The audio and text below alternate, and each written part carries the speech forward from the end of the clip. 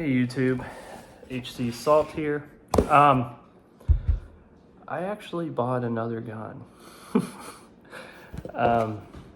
So I still have the Insight, and I was on eBay and came across this one here. Fix that. So it was at a price, it was a bidding price around low 400s. So I really couldn't say no. I got it for after shipping 400, so below 400 essentially before shipping.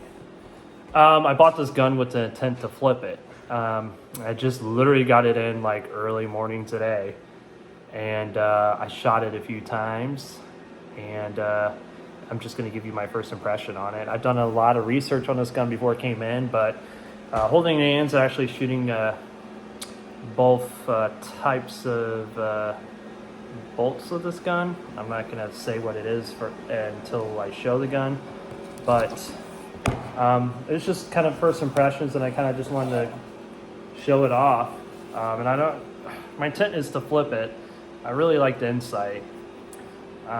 Maybe I'll sell the Mark wrapper since it's in such good shape. I could probably get a pretty dollar for that since I really don't use it that much. Definitely not selling my Vice. I really don't want to sell the Insight because I really actually like that marker. But this marker is pretty nice too. But I haven't gone to the field. I just literally just shot it in my backyard. Put a couple of hoppers through it, just to see what it shot like. So it is a VCOM, Bob Long VCOM. And these are actually really cool if you know anything about them. And you know, I don't know what the market's currently like with them, but I felt like I got it for a fair price, especially with, if you know about them, they have two separate engines. So, and I'll get into that. This one came, so this is a Bob Long VCOM. It's part of the Bob Long Victory line. This one came, you know, of course, with the blue, teal, and the gold. Came with a soft case. The soft case okay. It's not as nice as the Exalt one, but it's okay. It's decent. I'm just going to give you guys this my first impressions of the marker so far. I guess it's not really a review, but maybe it is. I'll just kind of go over it. But yeah, soft case, spot for your barrel backs and stuff like that. And then for the gun itself. It's not bad. It's nice. I got the box with it too. I kind of like the Exalt gun bag a little bit better, but hey, at least it's something included now. Back in the day, they used to not even include that. It's just this box here with some foam in it. The seller included a Smart Parts barrel with the freak back. I shot it with that. I don't know how I feel about it. I guess some people like these barrels. I mean, it's nice that you can change out the backs, but I like my Deadly Winds barrel quite a bit better because it's significantly lighter. And it seems like it's slightly shorter. I guess this is a 12-inch. I don't know. I don't know too much about these barrels, honestly. It's a Smart Part one, the freak back. He included it with it. And just the Outback shooting it, I didn't like the extra weight.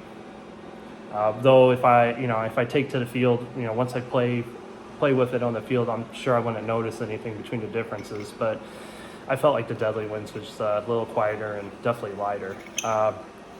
Here's what it came with too. This is nice. It's a 685 back, color match to the gun, of course. Came with the gun with the tip. This is a Bob Long barrel, so that's nice. That's a 685. My Insight came with a 691. So the 691 is pretty dated in my opinion. That's a pretty big bore. 685 is about right on a hot summer day around Missouri. Usually 682 or 684 is usually better for it. If it's some really iffy paint, sometimes I gotta whip, at least for my pump gun I whip out the 679. So what makes a VCOM, a little bit more about the gun, what makes a VCOM so unique? And the biggest thing is you can change the engines out on them. So this gun can either shoot a poppet valve, which is currently in it, the Viz engine is what they call it, or a spool valve, which originally came with the the VCOM here too. It's a more of an insight kind of built off this platform here. So yeah, that's the biggest thing about this marker is you're able to switch engines on the fly. Now, I haven't got the pressure tester in it for it yet. It's on its way, but I imagine every time you switch the bolt, you're going to have to change your pressures. I wouldn't say it's necessarily, but in my opinion, it's necessary. So take that with a grain of salt. I don't entirely know the marker 100%, but I would imagine you would need to change the pressures. But you can switch on the fly. Essentially, all you do is pull up here. And I'm not entirely used to it. You pull up here, and it pulls out. So yeah, and then you switch out the. Let me put this down. You would unscrew. Sorry, man. You'd unscrew that back there to take off this back cap, and then you would put the back cap on here and slap it into the marker. One thing right off the bat, you're going to want to keep these outside O-rings lubed, or it's going to be really difficult to get this gun in and out. So nothing against the seller when I got this gun, but I had a hard time getting the bolt out. Now it comes out pretty smooth. And what I like to do is turn it sideways and just kind of work my way in there with it. So the thing is, see, now I'm having issues getting it in there. So, and I don't entirely know everything about it. So it has a lot to do. Get that up there. There it goes. So what I like to do again is I turn it sideways and then feed it in there and then flick it up, push in. There. I'm not an expert with it, so don't act like I'm an expert, because I'm not. I'm not going to act like I'm an expert, but essentially that's all you got to do. It's pretty easy if you keep it lubed, man. If you're not, it can be a hard time to get that in and out. And I'm still not kind of used to turning that, because the bolt tip there is magnetized on. It's got a little slot, so the bolt tip can come off. It doesn't screw on, it kind of just lifts up. It's got a little slot that holds it there, so it kind of moves, and if it's not straight, you kind of have a hard time getting it in there, I noticed. So I kind of have to finagle it. Maybe I should have put my finger in the breech to put it in there. It's a quick disconnect tip, essentially, soft pillow bolt. So when I got this marker, little weird things that, and you know what, this is all opinionated. Doesn't mean the seller was wrong to do it like that, but I wouldn't have set it up like this. So one thing, the trigger was, the seller said in the description that it's having a bounce issue. Well, I was able to quickly fix that as soon as the marker got here. He had the trigger pretty much as soon as you pull it, it shot. And I can tell off the bat, and I did confirm it, that he removed the trigger spring. Each to their own. I don't like to remove the trigger springs on my Bob Law. My Insight has it. I kind of like the trigger to be a little bit more firm. I mean, I still can walk 22 BPS, but when are you going to use 22 BPS these days, unless you're in a big game? It's pretty much all 10.5 still. So I like my activation point halfway through, so it clicks right about there. So I liked some good movement. Before, man, he had it essentially like this. Like as soon as you pulled the trigger, it shot. So that's why he had a debounce issue, because as soon as you pulled the trigger, my bad, it shot. I like to have a little bit of travel, then halfway through it activates, and then it goes about 3/4 of the way to the back. That way you can eliminate the debounce. In my opinion, that's the best way to set up your trigger. Everybody's different. Doesn't mean I'm right. There's people out there that play a lot more paintball than me. So, but that's how I like it. That's how you eliminate debounce with Bob Long guns. I don't know why he had it set up like that, but it was his gun. Now it's mine, so I set it up the way I liked it. It did need some lube when I got it, especially the bolt. I had a hard time getting it out. I had to use a squeegee to go through the front to kind of just push it out to get it out of there. So I used monkey poo. That's what I love to do. It's the best lube. They're just recently restocked on it. I suggest getting it if you're a Bob Long fan. And it just lube those outside O-rings so you can take this in and out easily. And I would recommend doing it on the spool valve too. And Dow 33 with these are fine. I know the older Bob Longs, like my Mark and the Vice, they take a Dow 55. These take a Dow 33. And monkey poo with a little bit of tri-flow on the bolt, you're fine. Like the tip. Don't put monkey poo on the tip, but I like to put a little bit of tri-flow in those two front bolt O-rings. And I haven't had any issues. It has an OLED screen. They're kind of exactly like, if it would focus, is exactly like the Insight. Same programming and stuff like that. This gun here is a little heavier than an Insight that I can tell, but it's got a softer shot. It's got kind of a softer shot, more so with the Viz engine. With the spool for sure, man. The spool is like buttery smooth, and that's with me not even knowing what the pressures are.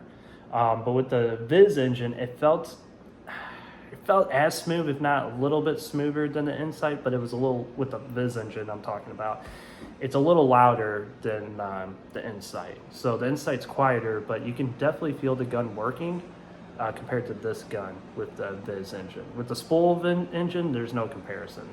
With the spool engine, this gun is smoother and quieter. But the Insight, and I'm not dogging on Insight. I love my Insight so far because it's the best of both worlds. There's a good balance in between. But that could be because the Insight's lighter. So since it's lighter, it's going to have more vibration. The Insight is quieter than the Viz engine, but the Insight has a little bit more vibration than the Viz engine. So, and that could be for the simple fact that the gun is lighter. It's definitely lighter than this VCOM here. But the poppet, which I've used the most so far, is it's really smooth for a poppet. I mean, I think it feels more smooth than my Vice, in my opinion. Yeah, I said it. And I praise my Vice. I think my Vice is one of the smoothest poppet valve guns I've ever used. That besides a G6R, but this is really smooth. I would probably put it up against an LV1.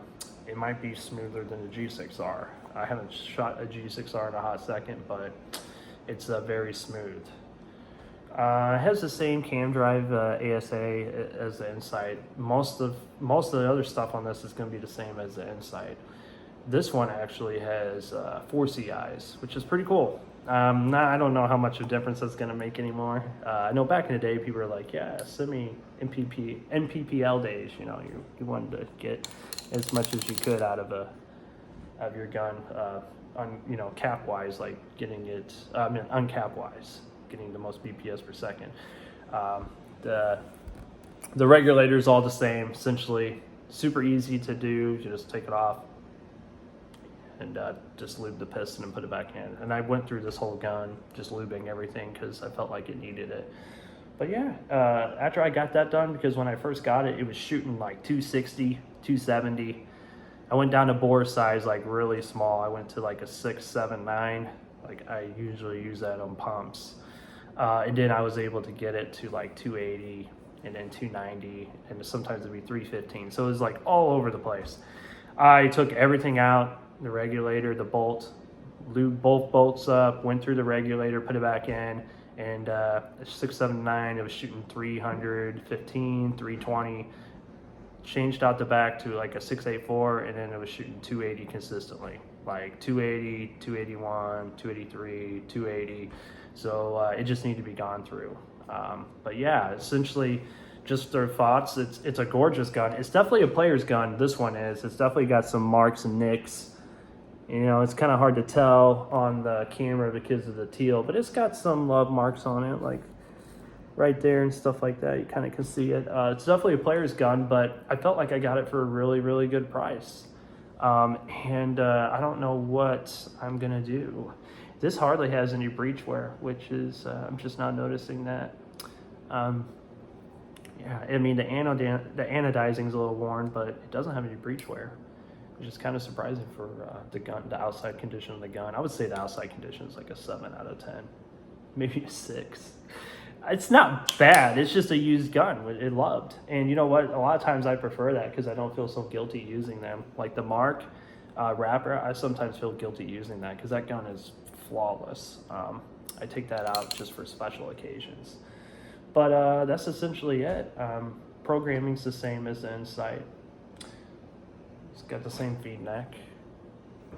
That's all I'm really about. I would probably do an in-depth review and an in-depth maintenance video once I get familiar with the marker. Like I said, I just got it. And I just really wanted to show you guys. Getting actually ready to go out of town. I was gonna have the clock go out of town here soon. flying to Savannah, Georgia for work. But anywho, that's really about it. Just keep in tune. I'm gonna try to put out some more videos. I need to do the review on the Insight and this one. We could just kind of compare them, but I kind of just did though too. So, but yeah, just comment. Let me know any pointers you know about this marker that I haven't talked about or anything like that. Thank you.